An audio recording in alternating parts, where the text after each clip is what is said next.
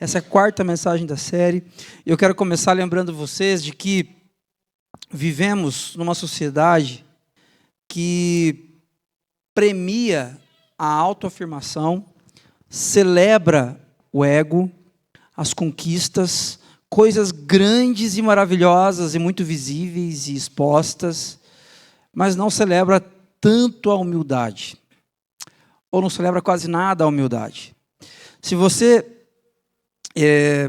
conversar com alguém que não acredita em Jesus, uma pessoa que não seja discípula de Jesus, sobre o orgulho, essa pessoa, sobre o orgulho, vai ter uma opinião também, como quem diz, olha, realmente, fulano é orgulhoso demais, ele precisa mudar isso. O orgulho não é uma coisa boa. Mas o oposto do orgulho, a humildade, ela também não é celebrada. Ela não é incentivada. Pelo contrário, você pode ser reprovado por ser orgulhoso e você também pode ser reprovado por ser humilde demais. Você está sendo muito humilde. Não seja humilde. Óbvio que a visão, a noção sobre humildade precisa ser revista e redefinida, porque às vezes a humildade se parece mais como uma autocomiseração e não é essa a ideia da humildade, a gente vai falar sobre isso hoje. Mas o ponto é que hoje, atualmente, 2025, você ser uma pessoa humilde, isso não é tão simples. Isso não é tão simples. Você vai ter dificuldades e crises, porque a sociedade vai esperar de você um posicionamento que não combina muito com a humildade, muitas vezes. Sobre isso, o escritor, sociólogo Charles Taylor, ele tem um livro muito interessante chamado, o nome do livro é A Cultura do Self, onde ele vai falar sobre esse eu moderno. Olha só, o eu moderno busca sua plenitude dentro de si mesmo, negando a necessidade de se curvar a algo além de si. Essa aqui é uma característica do nosso tempo. Este eu moderno, este self que eu e você desenvolvemos e que ele é aumentado ainda, ele ganha maior proporção com as redes sociais, ele busca plenitude dentro de si. E buscando plenitude dentro de si, nega a necessidade de se curvar a algo além de si. É por isso que nós vivemos numa sociedade extremamente individualista, onde eu me basto, e você é interessante para mim, eu quero ser seu amigo, quero a sua amizade, enquanto me servir. Porque depois que essa amizade não me servir, eu descarto você, assim como eu descarto um copinho descartável. É essa a nossa cultura. Eu não preciso de ninguém além de mim. Essa é a nossa cultura, a cultura na qual eu e você estamos inseridos. E nós não queremos nos curvar, nós queremos apenas crescer, conquistar, angariar mais recursos, ter mais visibilidade. É isso que nós queremos, ainda que subjetivamente. Talvez você não pense nisso de forma direta na sua mente, mas nós somos bombardeados com estímulos nessa direção o tempo todo. Agora, na lógica do reino de Deus, o caminho da verdadeira grandeza passa pela descida. Na lógica do reino de Deus, o caminho para a verdadeira grandeza, para a sabedoria, para pleno contentamento, para a vida com satisfação, passa por descer. Isso não faz sentido nenhum na nossa cultura. Uma pessoa que abre mão de um trabalho para trabalhar em outro ambiente, para ganhar menos, meu Deus, você é louco, você é insano. Você está abrindo mão de uma grande oportunidade. Não faz sentido. Você abrir mão de conquistar para passar mais tempo com as pessoas a quem você ama, isso soa para a nossa cultura como sendo uma coisa meio utópica. Ok, é até legal, mas é inalcançável, isso não faz sentido. Mas na lógica do reino de Deus, que não é a lógica da nossa cultura, não é a lógica do nosso tempo, não é a lógica de 2025 nesse mundo pós-moderno e pós-cristão que vivemos, o caminho da verdadeira grandeza passa sim pela descida. Eu quero convidar vocês nessa manhã a descer. Quero convidar vocês nessa manhã a uma reflexão que nos convide não a conquistar mais, e a crescer, e a ser, não. Quero convidar vocês nessa manhã a consciência de que Jesus, neste momento aqui, nos convida a um processo de descer. De descer, de se curvar, de reconhecer que somos limitados, de desenvolver uma fé que vence o orgulho. Esse é o tema da nossa reflexão nessa manhã. A palavra de Deus diz, a sabedoria bíblica diz que o orgulho, ele precede a ruína, precede a queda. E o texto que a gente vai usar hoje, ele de fato ele nos mostra isso. Mas o que eu gostaria de dizer para vocês aqui, antes da gente ir para o texto, é que ninguém aqui está livre disso. Nenhum de nós. Talvez você diga assim, não, eu não sou orgulhoso, eu sou humilde, eu sou muito humilde. Você se orgulha em ser humilde. Talvez você diga que você não gosta de conquistar muitas, aliás, não gosta de gastar muito consigo mesmo, você prefere ser generoso e você não pensa muito em si, você se orgulha em ser generoso, generosa. Talvez você agradeça e seja grato a Deus porque você, ao longo da sua vida, você foi muito coerente com os valores do reino de Deus e você não enfiou o pé na jaca assim com muita força, sabe? E talvez você tenha orgulho disso. O orgulho, ele é algo sutil que invade nossos corações e mentes o tempo todo. O tempo todo. Porém, existe uma fé desenvolvida a partir do que Deus coloca no meu e no seu coração, que é capaz de vencer o orgulho. É sobre isso que eu gostaria de conversar com vocês nessa manhã. Eu queria convidar você para olhar comigo para o capítulo 4 do livro do profeta Daniel. Daniel é um dos livros do Antigo Testamento. A partir do capítulo 4, nós estamos nesta série de mensagens percorrendo o livro de Daniel. Hoje, vamos falar sobre este capítulo e eu quero começar lendo com vocês aqui os primeiros 3 versículos. Você pode acompanhar aqui na Nova Versão Internacional, NVI, ou na sua Bíblia, no seu smartphone, na sua versão de preferência. A palavra de Deus diz assim: o rei Nabucodonosor, aos homens de todos os povos, nações e línguas, que vivem no mundo inteiro, paz e prosperidade. Tenho a satisfação de falar a vocês a respeito dos sinais e das maravilhas que o Deus Altíssimo realizou em meu favor. Ele reconhece como são grandes os seus sinais, como são poderosas as suas maravilhas. O seu reino é um reino eterno.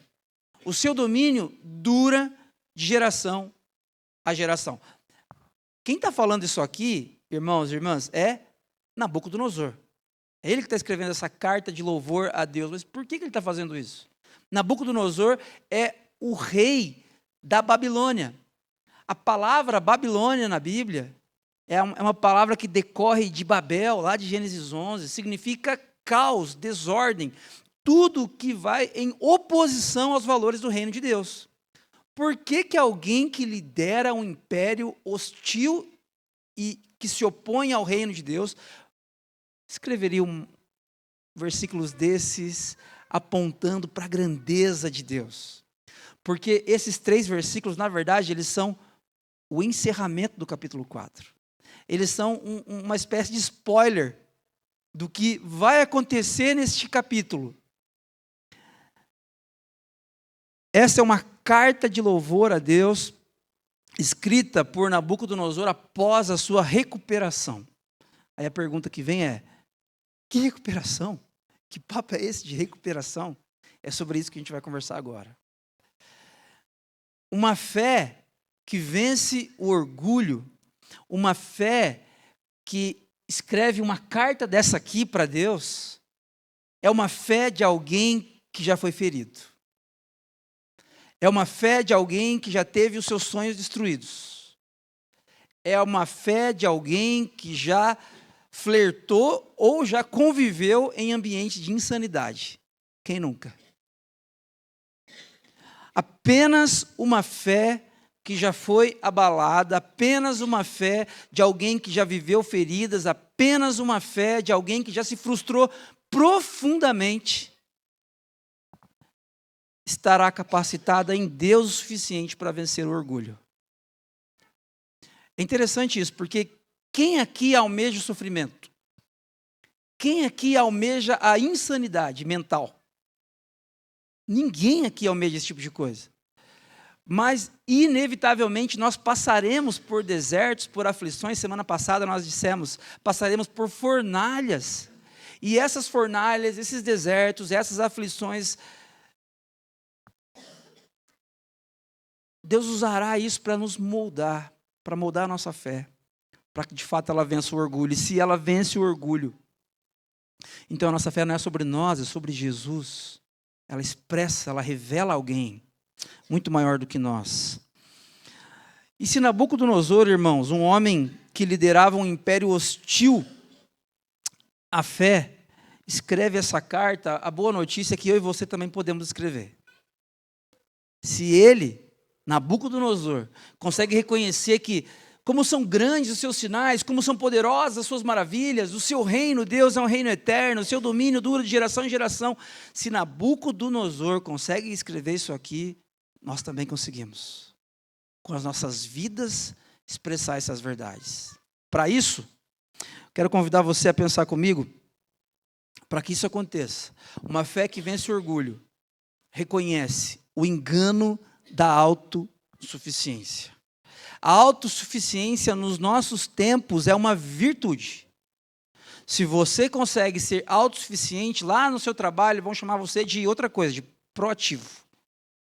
Vão dizer que você consegue se virar nos 30 e resolver as coisas, e é muito bom que você seja assim, e você provavelmente cresça profissionalmente se você desenvolver isso. Porém, a sabedoria bíblica quer nos ensinar como viver de verdade. E para vivermos de verdade, nós precisamos aprender que a autossuficiência é um engano. É atrativo? É atrativo. É bom quando você consegue ser autossuficiente e você dá conta das coisas?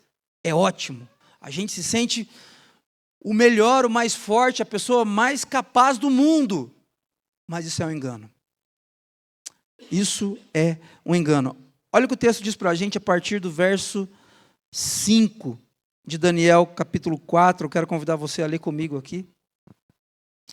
Tive um sonho. Retomando aqui, gente. Depois dos 3 primeiros versículos, Nabucodonosor, ele está ali escrevendo uma carta de louvor a Deus. Esse é o final da história. Agora ele começa a contar o que aconteceu. O porquê daqueles três primeiros versículos. Ele diz: eu tive um sonho que me deixou alarmado. É a segunda vez. Se você voltar para Daniel 2, ele já teve um sonho lá. Isso aqui é outro. Estando eu deitado na minha cama, os pensamentos e as visões que passaram pela minha mente deixaram-me aterrorizado. Por isso, decretei que todos os sábios da Babilônia fossem trazidos à minha presença, a fim de que interpretassem o sonho para mim. Olha só, deitado aqui é uma palavrinha no hebraico que expressa uma paz enganosa, uma confiança construída sobre estabilidade humana. A autossuficiência, ela nos convida a um sofá extremamente confortável, que nós podemos deitar ali, ficar ali com muito conforto, porém, enganados de que tudo vai bem. Deus continua.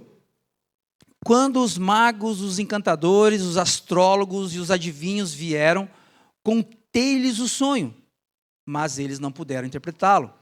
Por fim, veio Daniel à minha presença e eu lhe contei o sonho. Ele é chamado Beltesazar em homenagem ao nome do meu Deus. E o Espírito dos santos deuses está nele. Olha só, é Nabucodonosor que está contando essa história. Ele que é o narrador aqui. E é interessante ele dizer que veio Daniel à sua presença e eu lhe contei o sonho. Este Daniel é chamado Beltesazar. Esse é o nome babilônico que deram para Daniel na Babilônia, em homenagem ao nome do meu Deus, Nabucodonosor está dizendo. E o Espírito dos santos deuses está nele. Como Daniel já interpretou um sonho para Nabucodonosor, está em Daniel capítulo 2, Nabucodonosor sabe que Daniel tem algo diferente. Mas Nabucodonosor não sabe nem como dizer isso direito. Então ele diz, o Espírito dos santos deuses está nele. O texto continua. Eu disse, Beltesazar, Daniel, chefe dos magos, sei que o Espírito dos santos deuses está em você, e que nenhum mistério é difícil demais para você. Vou contar as visões que tive no meu sonho e interprete-o para mim. Estas foram as visões que passaram pela minha mente quando estava deitado na minha cama. Olhei e diante de mim havia uma árvore muito alta no meio da terra. Interprete-o para mim. É um rei dizendo. E um rei, ele não pede, ele manda. Sob pena de você correr risco de morte. Nabucodonosor está acostumado a ser autossuficiente. Ele está acostumado a mandar e as pessoas obedecerem prontamente. O reino dele, até aquele momento, é o reino mais poderoso da história.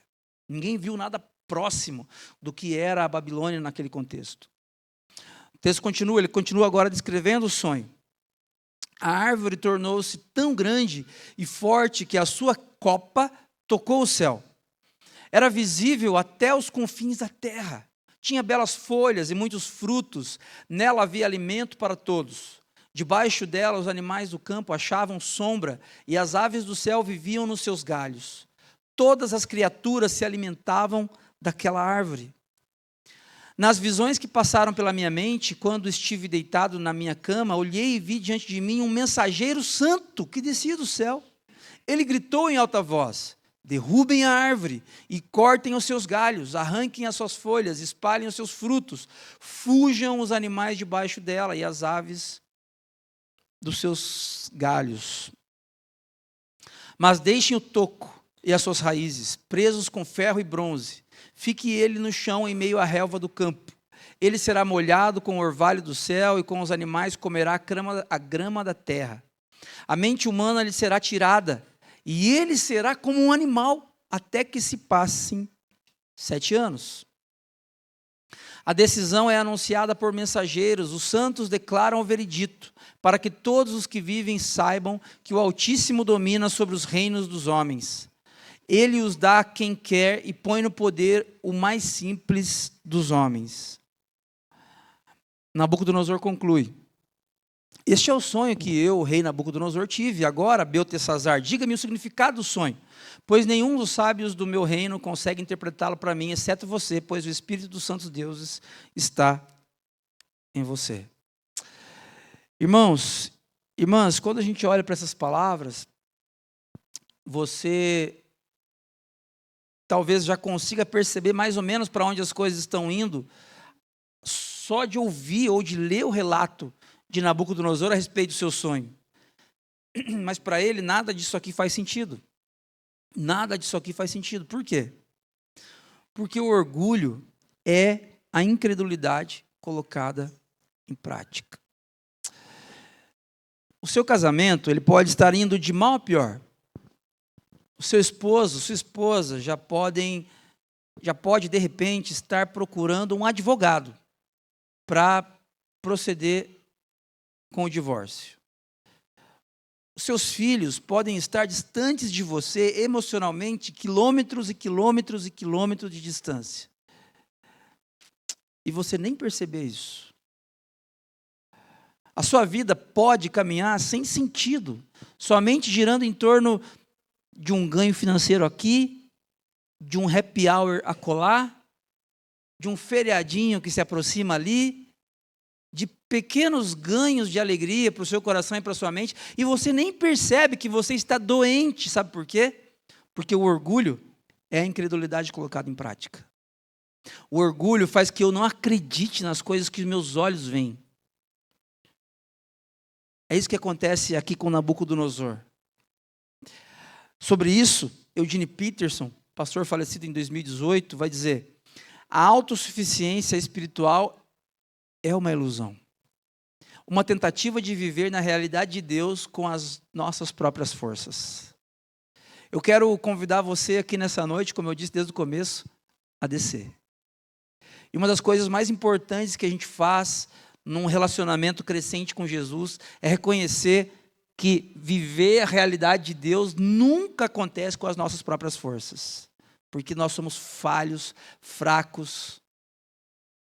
E o orgulho faz com que a gente não enxergue, faz com que a gente desenvolva uma incredulidade a respeito das coisas que estão aqui, palpáveis, na nossa frente. Mas como que eu nunca vi? Não sei se você já conversou com pessoas que passaram por problemas, por dificuldades, e essas dificuldades elas foram diretamente consequência de uma ação ou de uma omissão delas. Aí elas vão dizer assim, como eu nunca percebi? Aquilo estava diante de mim o tempo todo, na minha frente, como eu nunca percebi? Eu fui cego, eu fui cega. Sabe por quê? Porque o orgulho, ele gera em nós uma incredulidade a respeito das coisas que estão à nossa vista. E o orgulho, irmãos e irmãs, ele nos conduz a caminhos que nós não damos conta de sustentar. A autossuficiência espiritual é uma ilusão. Você que está aqui nessa manhã, você precisa das pessoas que estão aí do seu lado. Essas pessoas que estão aí do seu lado, você não precisa nem olhar. São todas falhas, todos pecadores, todos nós somos. Nós precisamos uns dos outros. A autossuficiência espiritual é uma ilusão. Uma fé que vence o orgulho reconhece que a autossuficiência é um engano. Ok? Uma segunda coisa que eu queria destacar com vocês, uma fé que vence o orgulho, ouve com reverência a voz de Deus. Ouvir a voz de Deus já é um privilégio. Muitas vezes Deus está falando conosco que nós não ouvimos, não damos conta de atentar para isso. Mas ouvir a voz de Deus com reverência é o ideal. Com reverência. E algo que acontece aqui neste texto, que pode nos ensinar bastante a respeito disso, olha só. A partir do verso 19, capítulo 4. Daniel acabou de ouvir o relato de Nabucodonosor sobre o sonho, certo? O texto continua. Daniel, também chamado Beltesazar, ficou estarrecido por algum tempo. A gente diria hoje de queixo caído? Acho que sim, né? De queixo caído. E os seus pensamentos o deixaram aterrorizado. Então o rei disse, Beltesazar, não deixe que o sonho ou a sua interpretação o assuste. Beltesazar respondeu, meu senhor, quem dera o sonho só se aplicasse aos teus inimigos e o seu significado somente aos teus adversários. E aí ele começa a contar agora o significado do sonho. A árvore que viste, que cresceu e se tornou forte, cuja copa tocou o céu, visível em toda a terra, com belas folhas e muitos frutos, na qual havia alimento para todos, abrigo para os animais do campo e morada para as aves do céu nos seus galhos, essa árvore, ó rei, és tu. Tu te tornaste grande, poderoso, pois a tua grandeza cresceu até alcançar o céu, e o teu domínio se estende até os confins da terra. E tu, ó rei, viste também um mensageiro santo que descia do céu e dizia, derrubem a árvore e destruam-na, mas deixem o toco e as suas raízes presos com ferro e bronze, fique ele no chão, em meio à relva do campo. Ele será molhado com o orvalho do céu e viverá com os animais selvagens até que se passem 7 anos. Esta é a interpretação, ó rei. E este é o decreto que o Altíssimo emitiu contra o rei, meu senhor. Tu serás expulso do meio dos homens e viverás com os animais selvagens. Comerás capim como os bois e te molharás com o orvalho do céu. Passarão 7 anos até que admitas que o Altíssimo domina sobre os reinos dos homens e os dá a quem quer. A ordem para deixar o toco da árvore com as raízes significa que o teu reino será devolvido a ti quando reconheceres que os céus dominam. Preste atenção nisso, irmãos e irmãs. Portanto, ó rei, aceita o meu conselho, renuncia os teus pecados e as tuas iniquidades, pratica a justiça e tem compaixão dos necessitados. Talvez, então continues a viver em paz. Irmãos, uma fé que vence o orgulho ouve a voz de Deus com reverência. E Deus está falando com a gente aqui nessa manhã. Para que vivamos em paz. Deus sempre está nos chamando ao arrependimento. Olha só, Deus fala através de Daniel para Nabucodonosor: abandona seus pecados, abandona suas iniquidades, ajude quem precisa, viva uma vida coerente com os valores do reino de Deus, e talvez você continue vivendo em paz. Daniel está dizendo que viver em paz está condicionado a você ter um coração arrependido diante de Deus. Perceba, Daniel não fala para Nabucodonosor: viva uma vida perfeita, não peques mais, ó sábio rei. Não. Daniel não convida Nabucodonosor a uma vida perfeita, porque Daniel sabe que isso é uma impossibilidade. O Espírito Santo de Deus, irmãos e irmãs, não nos convida nessa manhã para uma vida perfeita. Se você tem dificuldades com uma área, com outra, ou com outra, Deus entende você. Deus entende o seu coração, a sua mente, Ele conhece você melhor do que você mesmo. O salmista vai dizer que Deus conhece a nossa estrutura, Ele sabe que nós somos pó. Não é novidade para Deus isso. O ponto é, precisamos renunciar aos pecados, às iniquidades, praticar a justiça, ter compaixão dos necessitados. Esse arrependimento, para que haja uma conversão literal de vida, esse arrependimento está atrelado à possibilidade de Nabucodonosor continuar a viver em paz. Por quê? Para que vivamos em paz. Deus sempre está nos chamando ao arrependimento. Quais áreas da sua vida, quando a gente começa a falar assim, arrependimento, quais áreas acendem? Que coisas que você fez, deixou de fazer, que pesa assim na sua consciência? Talvez Nabucodonosor não tivesse muito essa compreensão, e Daniel precisa ser mais enfático com ele. Mas você nessa manhã, como está o seu coração, a sua mente? Deus nos convida nessa manhã a um arrependimento. Por quê? Porque arrependimento nos conduz a uma vida em paz. Em paz. Por quê? Claro que faz sentido.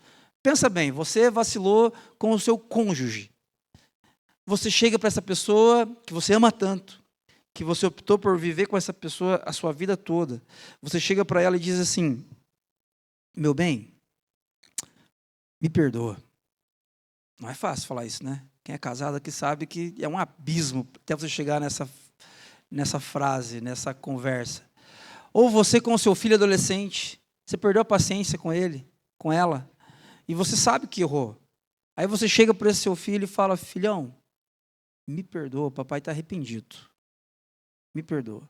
Quando isso acontece, a relação entre vocês, ela recomeça do zero. É difícil, você talvez destruiu algumas estruturas com os seus erros. Mas esse recomeço do zero, ainda que difícil, ele é um recomeço em paz. O que eu fiz de errado eu deixei para trás. Eu assumo que eu errei. Eu vacilei com você, eu fiz errado mesmo, eu errei várias vezes seguidas, me perdoa. Arrependimento, irmãos e irmãs, nos convida a uma vida em paz. Agora, isso aqui é fruto de uma fé que vence o orgulho e que ouve a voz de Deus com reverência. Nessa manhã, talvez você ouvindo o que Deus está falando com você a partir desse texto, você diga: não é nada, é coincidência. Nada a ver. Essas coisas que estão acontecendo comigo não tem nada a ver com o que o pastor está dizendo aí. A minha vida vai numa outra direção e da minha vida cuido eu. Uma fé que vence o orgulho, ouve a voz de Deus com reverência. Pastor Timothy Keller, sobre isso, sobre arrependimento, ele diz o seguinte: o arrependimento não é apenas o ponto de partida da vida cristã, Antes, é o modo como a vida cristã continua. Por quê? Porque quando a gente pensa no momento em que você teve um encontro com Cristo, sabe aquele momento da sua conversão? Eu tinha 18 anos, eu tinha 20, eu tinha 25, uma vez eu estava num lugar, Deus falou comigo e o Espírito Santo me convenceu e ali eu me arrependi dos meus pecados. A gente não tem dificuldade em atrelar arrependimento a um momento de conversão. O problema é que muitas vezes nós deixamos com que o arrependimento ele esteja apenas neste momento da conversão. O arrependimento, ele é o modo como a vida cristã continua. Arrependimento contínuo, contínuo, contínuo, na presença dos irmãos, da família, mas especialmente na presença de Deus. Ainda, uma terceira coisa que eu queria destacar com vocês, uma fé que vence o orgulho, sabe que o ego inflado é destrutivo. Irmãos, ter o ego inflado não é só feio. Fulano é muito orgulhoso, muito orgulhosa. A gente geralmente não se identifica muito com uma pessoa assim, a gente acaba até tendo um comportamento assim de tentar evitar. Não é só feio, é destrutivo. É destrutivo, olha só. O texto diz a partir do verso 28. Tudo isso aconteceu com o rei Nabucodonosor. 12 meses depois, quando o rei estava andando no terraço do palácio real da Babilônia, disse, presta atenção, acaso não é esta a grande Babilônia que eu construí como capital do meu reino, com o meu enorme poder e para a glória da minha majestade? Olha que arrogância de Nabucodonosor agora aqui. 12 meses depois, gente, do sonho, 12 meses depois da interpretação de Daniel, ok? Não aprendeu nada. Ele teve 12 meses para mudar. Talvez, se ele mudasse, ele continuaria a viver em paz, lembram-se? Mas nesses 12 meses, ele continua desenvolvendo o engano da autossuficiência. Acaso não é a grande Babilônia que eu construí como capital do meu reino, com o meu enorme poder e para a glória da minha majestade? As palavras ainda estavam nos seus lábios quando veio do céu uma voz que disse, ele ainda dizia isso, veio uma voz do céu que disse, é isto que está decretado quanto a você, rei Nabucodonosor. O seu reino foi tirado, você será expulso do meio dos homens, viverá com os animais selvagens e comerá capim como os bois. Passarão 7 anos até que admita que o Altíssimo domina sobre os reinos dos homens e os dá a quem quer. A sentença sobre Nabucodonosor cumpriu-se imediatamente, e ele foi expulso do meio dos homens e passou a comer capim como os bois.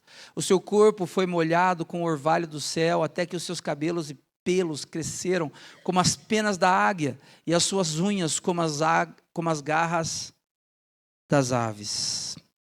De novo, o pastor Eugene Peterson, sobre o orgulho, sobre essa ilusão que nós temos, ele diz, o maior ídolo moderno é o ego no trono. A ilusão de que conseguimos controlar tudo, construir tudo, sustentar tudo. A Bíblia, do início ao fim, destrói essa mentira. Irmãos, irmãs, o ego inflado, ele é destrutivo, mas ele não é só destrutivo para o seu cônjuge, ele não é só destrutivo para os seus filhos, para os seus pais, para as pessoas que trabalham com você. O ego inflado, ele é destrutivo para você mesmo. Ele te conduz à destruição e ele te conduz à insanidade, a você fazer coisas que até Deus duvida. Sabe quando você começa a fazer coisas assim que você nem sabe por que está fazendo? Ou quando lá na frente você olha para trás e diz, meu Deus, o que eu estava com a cabeça naquela época que eu fiz isso? Sabe por quê? Porque o ego inflado, ele nos conduz a atitudes insanas. O que está acontecendo com Nabucodonosor aqui, ele está pastando com os bois. Ele está comendo capim. Os cabelos cresceram, a barba cresceu, ele virou um bicho. Isso que aconteceu com Nabucodonosor. Por quê? O texto está querendo dizer para a gente aqui que é porque no trono da existência dele estava ele mesmo. no ponto mais alto da vida de Nabucodonosor estava Nabucodonosor. Quem está assentado no trono da sua vida? Quem está assentado no trono que rege a sua história? A fé que vence o orgulho é uma fé que sabe, que reconhece que o ego inflado é destrutivo. E por último, irmãos, eu quero destacar com vocês que uma fé que vence o orgulho sabe que quando os olhos se voltam para o céu, tudo muda. A boa notícia é que Deus não nos abandona na nossa destruição ou insanidade. Nós enfiamos os pés pelas mãos? Sim. Nós pecamos exaustivamente todo dia, o tempo todo. A boa notícia é que se você olha para os céus, tudo muda. Olha só. Ao fim daquele período, eu, Nabucodonosor, levantei os meus olhos ao céu e percebi que o meu entendimento tinha voltado. Olha só, irmãos e irmãs, ao fim daquele período de 7 anos de insanidade. O número 7 na Bíblia é um número que revela a completude. Ele ficou 7 anos vivendo como um bicho, como um animal. Mas ao final deste período, ele levanta os olhos ao céu. Existia no povo de Israel, durante todo o Antigo Testamento, um entendimento de que tudo que é bom vem de cima.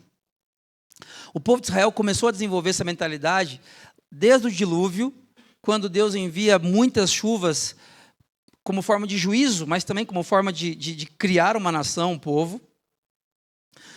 Ele desenvolve essa mentalidade quando o povo de Israel está no deserto, os 40 anos no deserto, Moisés conduzindo o povo, e Deus manda dos céus codornizes, Deus manda dos céus o maná, Deus manda dos céus coluna de fogo de noite e nuvens de dia, dos céus.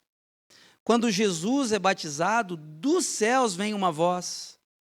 O que é isso? É um entendimento muito, muito completo que o povo de Israel tinha, de que tudo que é bom vem de cima. Por isso que Tiago vai dizer na sua carta lá na frente, tudo que é bom, todo perfeito dom vem do alto. Nabucodonosor está olhando para o céu. E ele percebe que quando ele faz isso, o entendimento dele retorna. Então louvei ao Altíssimo, honrei e glorifiquei aquele que vive para sempre. O seu reino, aliás, o seu domínio é um domínio eterno. O seu reino dura de geração em geração. Todos os povos da terra são como nada diante dele. Ele age como lhe agrada, com os exércitos dos céus e com os habitantes da terra. Ninguém é capaz de resistir à sua mão, nem de lhe dizer o que fizeste. Naquele momento voltou-me o entendimento, e eu recuperei a honra, a majestade e a glória do meu reino. Os meus conselheiros e os nobres vieram me procurar, o meu trono me foi restaurado, e a minha grandeza veio a ser ainda maior. Presta atenção, esse aqui é o último versículo do capítulo 4. Agora eu, Nabucodonosor, louvo, exalto e glorifico ao Rei dos céus, porque tudo o que ele faz é verdadeiro, e os seus caminhos são justos. Ele tem poder para humilhar os que vivem com arrogância. Gente, presta atenção nisso aqui, ó. O versículo 37, juntamente com os versículos 1 a 3, imagina o capítulo 4 agora aqui como uma imagem aqui, ó. Os versículos 1 a 3 e o versículo 37 formam uma moldura, tá? Que se inicia e termina com o reconhecimento da grandeza de Deus. O capítulo 4, ele não precisava começar com o final. Vocês concordam? Ele poderia começar com a história do sonho já. Mas ele começa com Nabucodonosor louvando a Deus. E ele termina com Nabucodonosor louvando a Deus.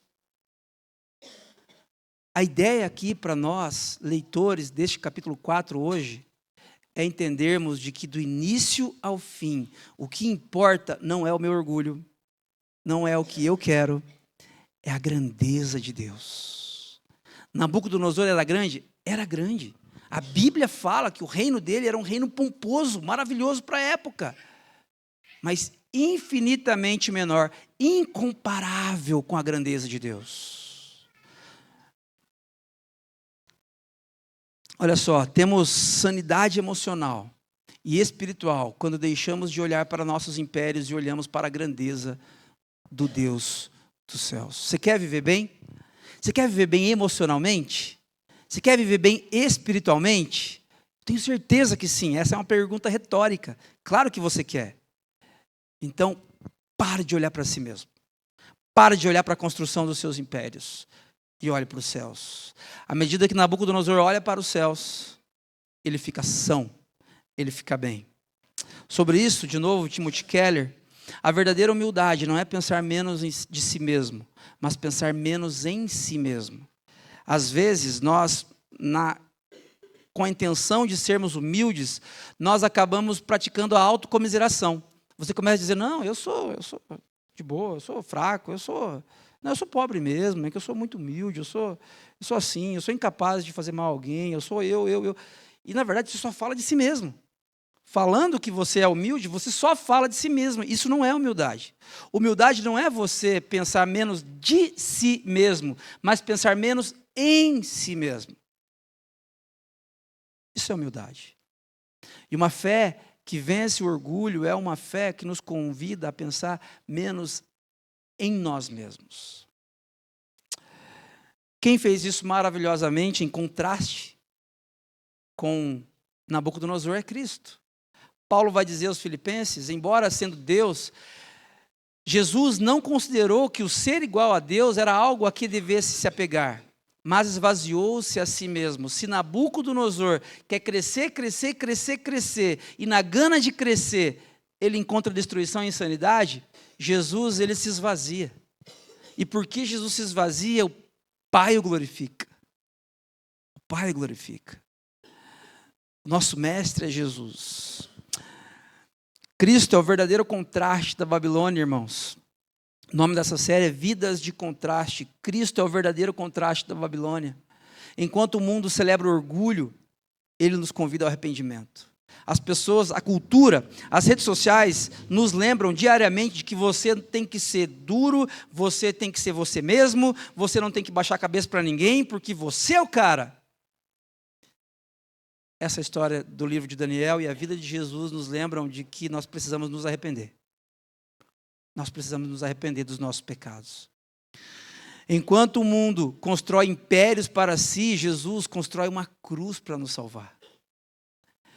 Enquanto Nabucodonosor construiu um dos maiores impérios que esse mundo já viu, Jesus construiu uma cruz para nos reconectar ao Pai.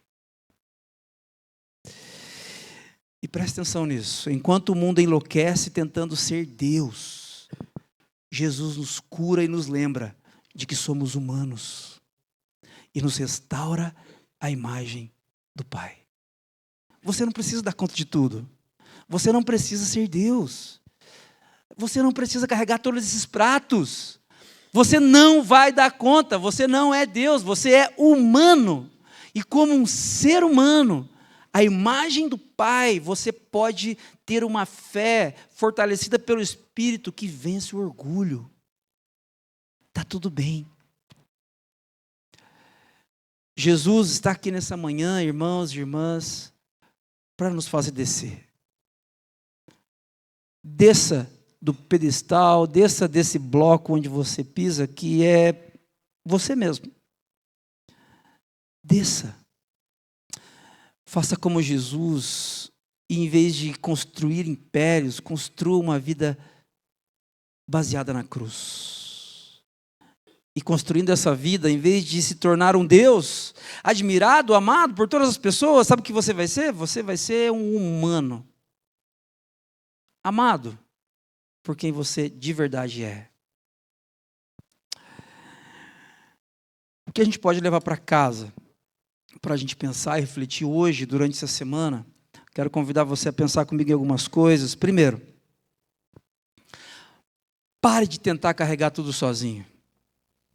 A gente estava comentando essa semana. Vocês perceberam que a gente tem um piano aqui agora?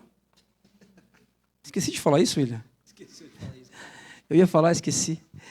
O piano, ele é uma doação para o Ático já de alguns anos. Estava na casa do Cid já há alguns anos. A gente conseguiu trazer para cá agora. E você já experimentou carregar um piano? Pesado demais. Pesado demais. Irmãos, pare de tentar carregar tudo sozinho. Confie em Deus nas decisões e nos detalhes da sua vida. Eu me assustei. Confie em Deus nas decisões e nos detalhes da sua vida. Tá bom? 2. Organize sua rotina de forma a atentamente ouvir a voz de Deus, a partir da exposição das Escrituras, aqui comunitariamente, a partir das leituras devocionais e períodos de oração seus na sua casa. Preste atenção nisso. Organize ou reorganize a sua rotina, a sua agenda, de forma atentamente, não como Nabucodonosor, que ficou 1 ano e não se arrependeu depois. Atentamente ouvir a voz de Deus a partir da exposição das Escrituras no convívio comunitário e das leituras devocionais e períodos de oração na sua casa. O inflar do seu ego sempre conduzirá você à destruição e insanidade. Não tenha dúvida disso. Não tenha dúvida disso. Se você tem alguma inocência, algum desejo de crescer, porque com você vai ser diferente, não caia nessa. Nabucodonosor já pensava assim, e ele era o cara. Nabucodonosor era a pessoa mais influente e importante daquela época, sem sombra de dúvidas. Mas o ego inflado dele o conduziu à destruição e insanidade. Quando estiver confuso ou sobrecarregado, talvez você esteja assim hoje, levante os olhos para o Deus que continua no trono. Deus continua no trono. E por último, assim como Jesus, em vez de se exaltar, humilhe-se e com suas palavras e ações revele aquele que é verdadeiramente grande. Irmãos, quando nós não nos humilhamos, quando nós somos orgulhosos e tentamos nos mostrar aos outros, o que as pessoas veem somos nós. Só que elas sabem e verão em um momento ou outro o quanto somos falhos e pecadores. O melhor que temos a fazer é nos humilhar como Jesus e em vez de nos revelarmos aos outros, revelarmos a Cristo, aquele que é verdadeiramente grande. Verdadeiramente grande. Eu gostaria de orar com você. Você pode fechar seus olhos, por favor? Deus de graça, nesta manhã nós reconhecemos que assim como Nabucodonosor, nós somos absurdamente orgulhosos. O nosso ego é tão inflado, ele é tão grande. Nós temos dificuldades, Deus, de reconhecer isso e temos dificuldades de viver uma vida de verdadeira humildade. Mas Jesus, o Senhor venceu a morte e todo orgulho. O Senhor que se esvaziou de tudo para viver uma vida perfeita entre nós, para nos dar sentido, para encher a nossa história de significado. Deus, por favor, nos capacita nessa manhã. Capacita meus irmãos e irmãs aqui que ainda estão sendo escravizados pelo ego, pelo orgulho e estão caminhando rumo à destruição e à insanidade. Ajuda-nos a olhar para o céu nessa manhã, Pai. Ajuda-nos a olhar para os céus e devolve a nós o entendimento. Faz isso em nome, por amor de Jesus.